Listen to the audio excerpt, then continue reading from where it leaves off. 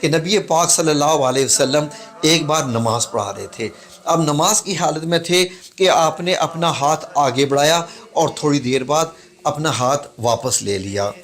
صحابہ اکرام یہ منظر دیکھ رہے تھے، تو نماز پڑھنے کے بعد صحابہ اکرام نے عرض کی، یا رسول اللہ صلی اللہ علیہ وسلم، ہم نے آج ایک انوکھا منظر دیکھا کہ آپ نے نماز کے دوران ہاتھ سامنے بڑھایا، کسی چیز کو پکڑا، پھر چھوڑ دیا اور اپنی مطلب یہ کہ ہاتھ واپس کھینچ لیا، تو یہ کیا منظر ہے؟ تو آپ صلی اللہ علیہ وسلم نے ارشاد فرمایا کہ مجھے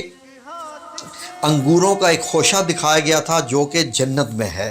تو اگر میں اس انگوروں کے خوشوں کو پکڑ کے خوشے کو میں لے آتا تو قیامت تک یہ ختم ہونے والے نہیں تھے، لیکن میں نے اس کو وہیں پر چھوڑ دیا۔ تو یہ جگہ جو ہے وہ اللہ رب العزت نے جنت کے باغوں میں سے ایک باغ قرار دے دیا ہے، اور آپ صلی اللہ علیہ وسلم نے پھر ایریا بھی متعین کر دیا کہ ما بینا بیتی، کہ میرے گھر کے بیچ میں وہ ممبری اور میرے ممبر کے بیچ میں۔ تو ناظرین ممبر کہاں ہے یہ دیکھیے، جی ناظرین آپ یہ دیکھیے، تو یہ ممبر رسول صلی اللہ علیہ وآلہ وسلم ہے۔ اور آپ کا گھر مبارک کہاں ہے ناظرین؟ آپ یہ دیکھیے کہ یہاں سے ممبر سے 1 2 3 4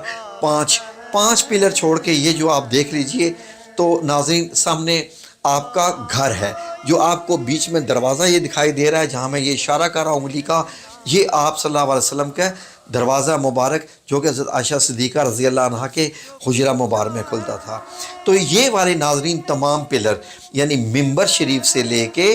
اس دروازے تک اندر جو دیوار ہے وہاں وہ بھی ریاض الجنہ میں شامل ہے، کیونکہ یہ جو پلر آپ کو دکھائی دے رہے ہیں یہ بھی مسجد نبوی کا حصہ تھے، یہ مسجد میں ہی یہ پلر آتے تھے۔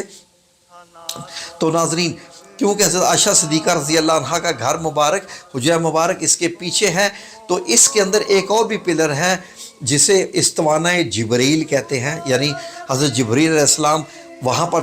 تشریف لاتے تھے، وہ اس وقت ان سنہری اور سبز جالیوں کے پیچھے ہے، وہ سبز گنبد کے نیچے آ گیا ہے ناظرین، تو وہ بھی ریاض الجنہ میں شامل ہے۔ اور یہ ناظرین ریاض الجنہ کا ایریا کتنا ہے؟ جی ناظرین یہ یہاں سے شروع ہوتا ہے آپ صلی اللہ علیہ وسلم کے گھر کی دیوار سے، اور یہ چلتا آتا ہے ممبر شریف تک، اور پھر یہ جہاں پر مؤذن اذان دیتا ہے کھڑے ہو کے، جہاں پر حضرت بلال حبشی اسی زمانے میں اسی جگہ پر اذان دیا کرتے تھے کھڑے ہو کے، یہ سارے اس میں شامل ہیں۔ ایک اور چیز میں آپ کو بتا دوں کہ یہ جتنے بھی